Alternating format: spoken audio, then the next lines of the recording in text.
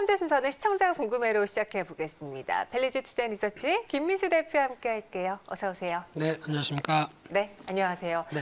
오늘 말씀드린 것처럼 콘택트 이슈들이 강한데 네. 그중에서 또 여기 테마 흐름까지 더해지며 오르고 있는 종목들 한번 살펴보도록 하겠습니다.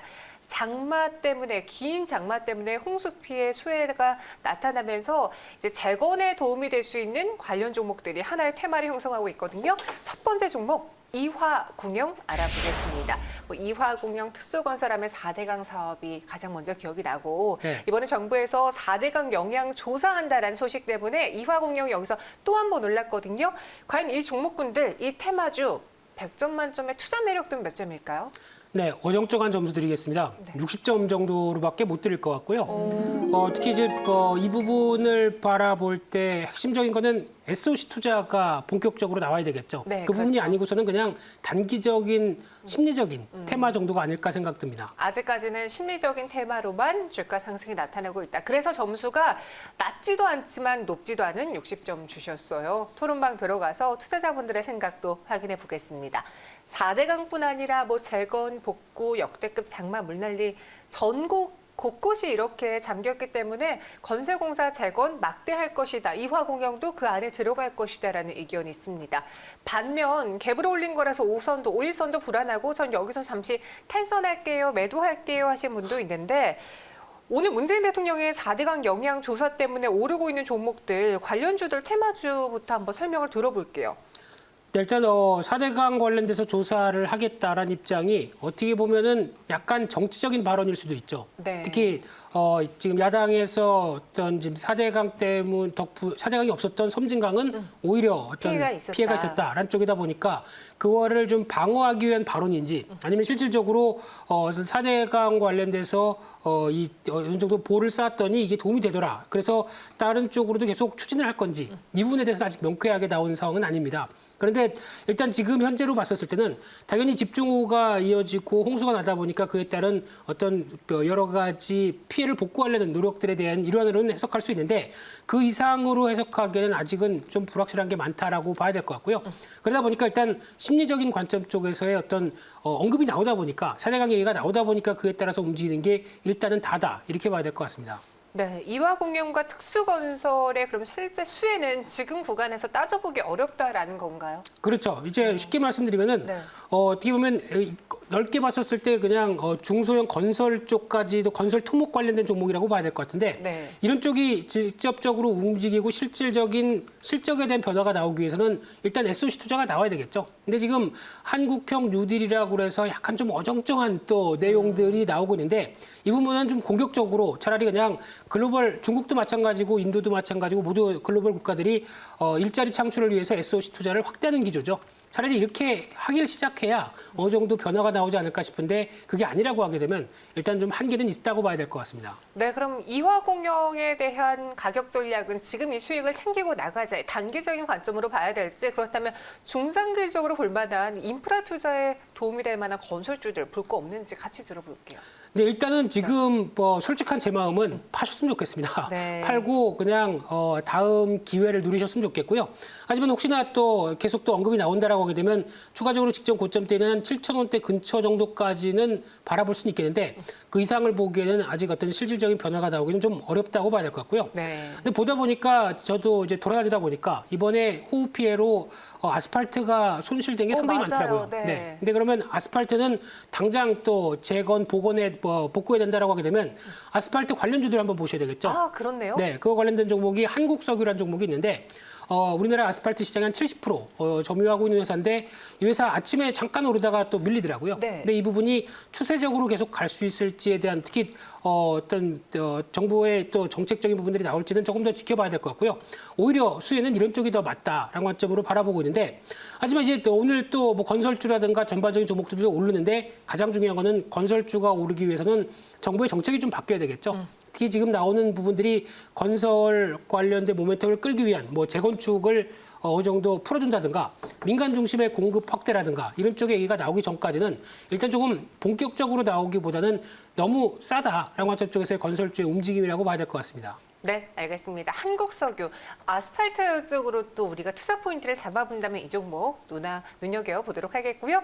두 번째 종목으로는요.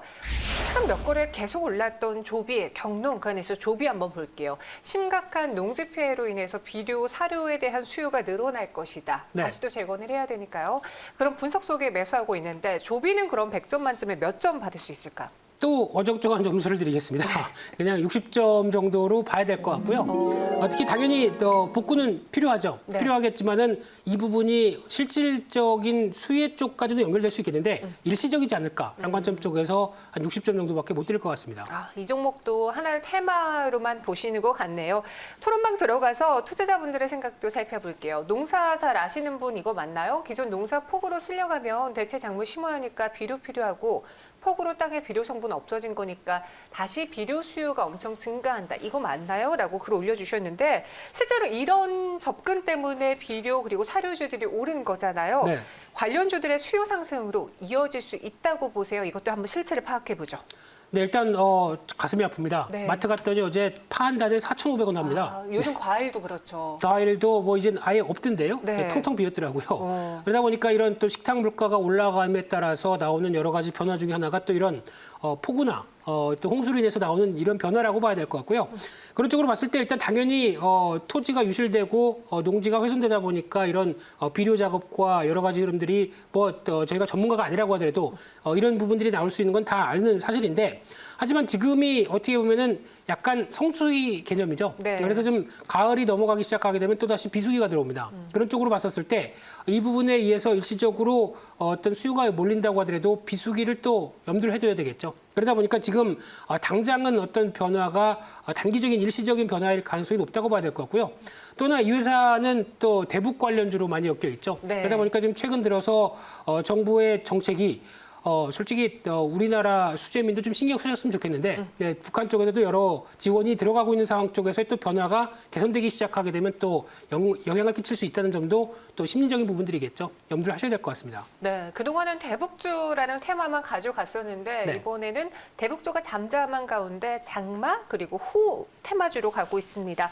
그럼 조비랑 경농도 좀 비슷한 흐름 보여주니까 같이 가격 전략을 세워볼게요. 네, 네. 둘 다 농업 관련된 종목의 대표적인 종목이죠. 네. 특히 경농 같은 경우는 조금 더 강한 상황인데 조비보다 싸서 그런가요? 네, 모르겠습니다만 일단 패턴은 조비보다 조금 더 좋은 상황들이지만 일단 지금 거래가 실리면서 움직이는 것 자체에 대해서는 일단 18,000원대 이상 정도 잘못하게 되면 또 쌍고가 패턴을 만들고 꺾일 수가 있기 때문에 그 점을 염두를 해두면서 일단 좀 챙기고 보자라는 관점으로 보셨으면 좋겠고요. 마찬가지로 조비 같은 경우도 주가가 움직이지만은 약간 좀 무겁죠. 그런 상황이기 때문에 지금 한 28,000원대 부분 시도한다라고 하게 되면 일단 비중을 정리하는 쪽으로 나오시는 게 좋겠다고 보여집니다. 네, 조비랑 경농 모두 목표 주가 드리면서 매도 관점에 의견 주셨습니다. 세 번째 종목은 어떨까요? 확인해 볼게요. 저도 지난주 목요일에 지나가면서 한강을 봤는데 네. 한강에 물반 쓰레기 반이었어요. 다 이렇게 동동 떠다니고 있더라고요. 그만큼 피해가 어마어마했기 때문에 다 쓰레기로 폐기물로 지금 나오고 있는 거거든요. YN텍 폐기물주 봐야 될까요? 100점 만점의 투자 포인트는 몇 점이죠? 일단 70점 드리겠습니다. 네, 70점. 네, 특히 지금 관련돼서 근데 쓰레기 보이시면 주우셨어야죠. 아니 한강물 위에 떠다니고 그래서 있었어요. 열심히 자원봉사 하셨어야죠. 그래요? 네. 죄송해요. 하겠습니다. 네, 저 부르세요. 같이 네. 하시죠. 네, 근데 가장 중요한 게 이런 폐기물 관련된 쪽은 중기적인 관심이 계속 필요하다라는 네. 관점 쪽에서 지금은 살짝 올랐어도 여전히 앞으로는 계속 관심 있게 봐야 된다는 관점 쪽에서 말씀드리겠습니다. 네, YN텍 70점 드렸습니다. 참 그 폐기물들을 보면서 얼마나 피해가 컸을까 참 안타깝더라고요.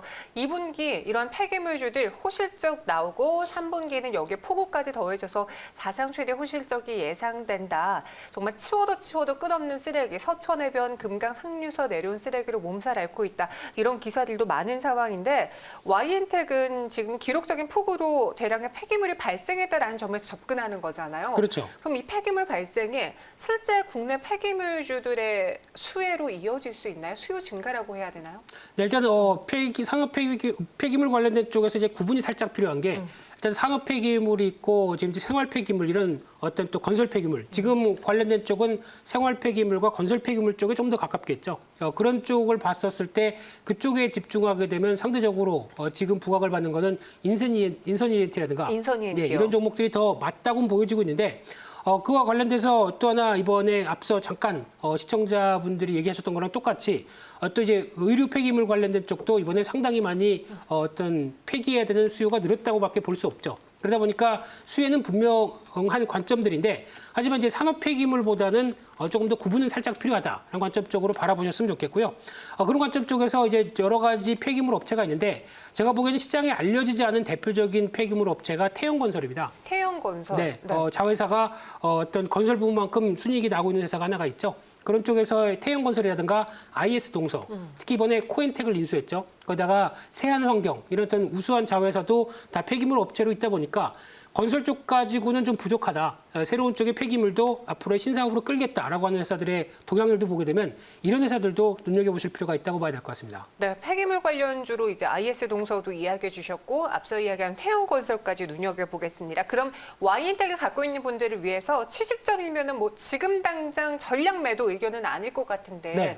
어떻게 가져가야 될까요? 긴 시각으로 본다라고 하게 되면 지금 살짝 조정받을 땐 사시는 게 나을 것 같고요. 하지만 지금 만약에 혹시나 14,000원대 이상 지난 어제 주가가 급등할 때 들어가서 좀 물려있다라고 하게 되면 이런 부분들이 고민이겠죠. 근데 지금은 만약에 그러신 분들이라고 하더라도 혹시나 지금 12,500원대 중심으로는 오히려 지금은 비중을 늘리시는 게 낫겠다라는 관점 쪽에서 일단 지금은 계속 주가가 한번 출렁임이 나온 다음에 약간 좀 시간의 소강 상태가 좀 필요하겠죠. 그 뒤로는 추가적인 반등은 더 기대할 수 있겠다는 관점 쪽에서 좀 긴 시각으로 보자 이렇게 말씀드리겠습니다. 네, 목표 주가는 13,000원. 이 종목은 중장기적으로 저희가 전략을 세워보겠습니다. 마지막으로 네 번째 종목 볼게요.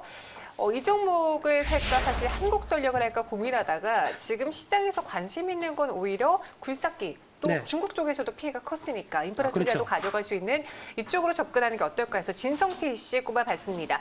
중국도 홍수 피해는 여전했는데요. 과연 진성TC의 투자 점수는 100점 만점 몇 점일까요? 네, 우들 중에서 가장 높게 드려야 될 것 같고요. 네. 80점 드리고 싶고요. 네, 특히 지금 그러면 글로벌 SOC 투자가 확대되는 관점 쪽에서 또 하나의 수혜다라는 네. 관점도 같이 연결을 시켜보면서 바라보셨으면 좋겠습니다. 알겠습니다. 진성TC는 80점 받았고요. 투자자들의 생각 토론방 들어가서 볼게요. 저도 진성TC 하면은 가장 먼저 생각나는 게 뭐 두산 인프라코어, 두산 밥캣 그리고 이러한 DY파워, 굴삭기 건설주들인데요. 두산 밥캣, 뷰얼스의 진성 공급업체다라는 글도 있고 진성TC는 미국 캐터필라사에 납품하는데 어제 캐터필라사가 6% 상승했다고 해요. 실제로 미국에서 인프라 투자가 진행된다라고 하면 진성TC가 반응을 했죠. 건설기계, 굴삭기 관련주들 살펴봐야 될까요? 네, 살펴보셔야 될 것 같고요. 벌써 저희 시청자분들이 상당히 식견이 많이 올라가신 것 같습니다. 미국 시장과 국내 시장과도 연계하는 이런 참 좋은 공부죠. 네. 이런 쪽은 상당히 눈여겨보실 필요가 있을 것 같고요.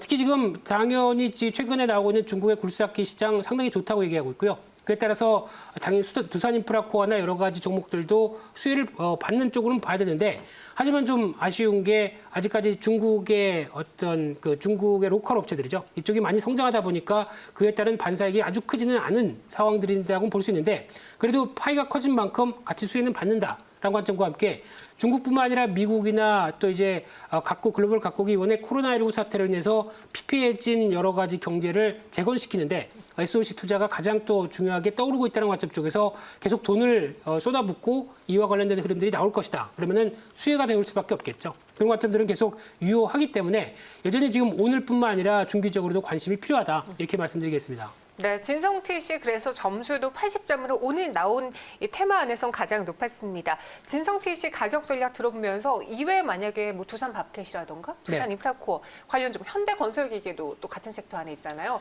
이 종목 갖고 있는 분들도 다 80점인지 그에 대한 코멘트도요. 85점입니다. 아, 5점 더 드리겠습니다. 오. 네. 근데 지금 두산그룹은 조금 아쉬운 게 이제 매각과 관련된 얘기가 좀 많다 보니까 아직 주가나 여러 가지 여파들 쪽에서 변동성을 키우는 요인은 되는데 이 부분이 좀 어느 정도 안정되고 나서는 그다음에 이제 실적과 관련된 변수로 들어가기 시작하겠죠. 근데 지금 진성 TC 같은 경우는 그런 부분들 쪽에서 조금 벗어나서 그나마 그래도 어떤 매각 관련된 부분보다 실질적으로 납품을 하다 보니까 나오는 실적에 관련된 부분들이 더 높다라고 하게 되면 지금 기점 쪽에서 아까는 8,200원대 미쳤는데 그 사이에 올라갔네요. 네. 네, 그러다 보니까 한 8,200원대 밑에서는 충분히 공략 가능한 자리라고 봐야 될 것 같고요. 그런 쪽에서 직전 고점대를 돌파하는 시도가 조만간 나올 것이다라는 관점 쪽에서 일단 목표가는 10,000원대까지 잡아볼 수 있을 것 같고요. 손절가는 지난 저점대가 이탈하는 7,700원대로 대응하신 전략에 포커스를 맞추겠습니다. 네, 진성 TC 목표 주가는 10,000원, 손절가는 7,700원. 다른 이제 굴삭기 건설기계 장비주들은 85점이라고 하니까 눈여겨보시길 바랄게요. 지금까지 김민수 대표와 함께했습니다. 고맙습니다. 감사합니다.